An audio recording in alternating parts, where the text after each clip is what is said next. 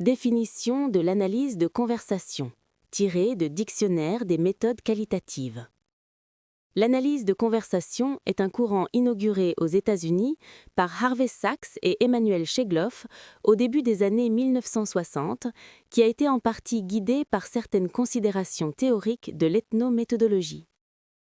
L'objet de l'analyse de conversation est l'analyse du langage naturel, qu'elle considère comme un système social à lui tout seul, extérieur à l'individu, qui l'utilise pour faire des choses. Elle met au jour les procédés culturels et sociaux que nous mobilisons en permanence afin de conduire nos échanges de manière cohérente et intelligible.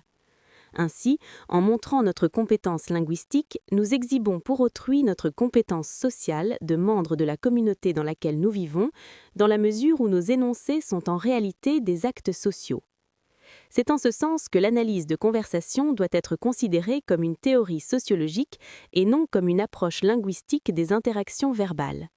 Son but est de mettre en évidence les propriétés élémentaires de l'action sociale. Comment l'organisation sociale est-elle localement accomplie par les participants d'une interaction verbale? Le langage naturel devient un objet d'étude qui est à la fois situationnel et transcendant.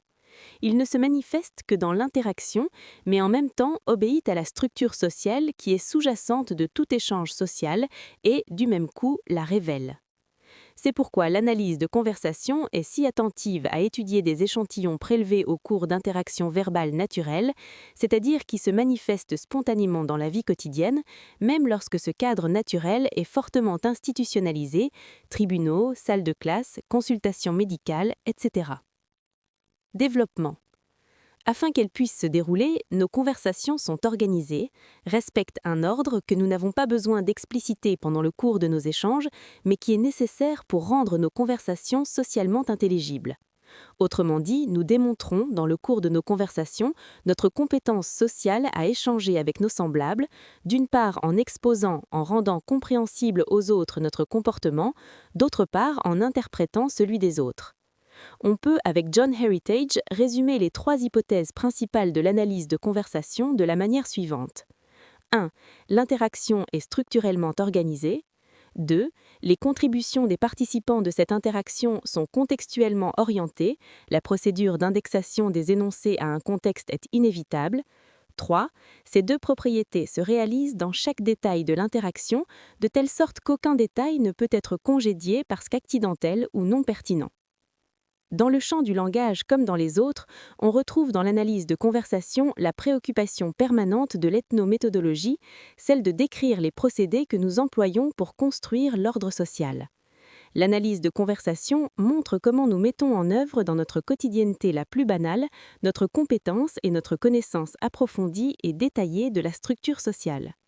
En décrivant et en analysant les procédures que nous utilisons pour exhiber socialement notre compétence de membre ordinaire de la société, qui nous permet de communiquer avec nos semblables, l'analyse de conversation indique le lien qu'il est possible de construire entre les approches micro- et macro-sociales. Selon Emmanuel Schegloff, l'interaction verbale est une forme d'organisation sociale.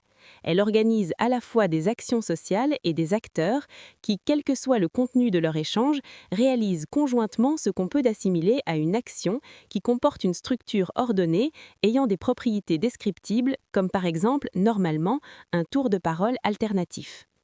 Quand ils parlent d'organisation sociale, les sociologues ne pensent pas en général à l'interaction verbale. Cependant, estime Emmanuel Schegloff, elle est l'apothéose de l'organisation sociale. En effet, elle organise les interactions entre les individus, coordonne leurs comportements et elle est à la base d'institutions sociales plus élaborées. En tant qu'ensemble cohérent de pratiques ou de règles sociales, la conversation constitue une structure d'action et échappe ainsi à la polarité entre individuel et collectif. Dans le cours d'une interaction verbale, en effet, les participants, au fur et à mesure qu'ils parlent, construisent ensemble la pertinence du contexte et choisissent les éléments dont ils ont besoin dans l'immédiat. Il en va de même pour les tours de parole. Ces derniers ne sont pas décidés à l'avance par les participants, ils ne sont pas prédéterminés par un modèle, ils s'accomplissent localement, dans l'ici et maintenant de la conversation. L'analyse de conversation se présente comme une analyse objective de la façon dont des acteurs ont entre eux des échanges, mais elle traite la conversation extérieure à l'individu. En cela, elle prend certains des caractères habituellement associés à la recherche macrosociale. Elle emprunte même certains caractères de la démarche expérimentale, dans la mesure où elle présente la possibilité de pouvoir répéter à l'infini ses analyses sur de nombreux cas identiques, lui permettant de tester la validité de ses résultats. En ce sens, on peut considérer l'analyse de conversation comme étant la forme la plus accomplie de l'approche microsociale et en même temps celle qui fait la transition avec les caractéristiques de l'approche macrosociale. Ainsi, par exemple, Harvey Sachs a montré le lien existant entre ce que Harvey Sachs a appelé les dispositifs de catégorisation des membres et d'une part les activités que ces catégories décrivent, d'autre part la structure institutionnelle. En dégageant les propriétés éminemment sociales de nos interactions verbales, l'analyse de conversation met au jour l'architecture de l'intersubjectivité et c'est la seule manière pour le chercheur d'avoir accès à ce que veulent signifier les acteurs sociaux lorsqu'ils se livrent à des descriptions de leur monde.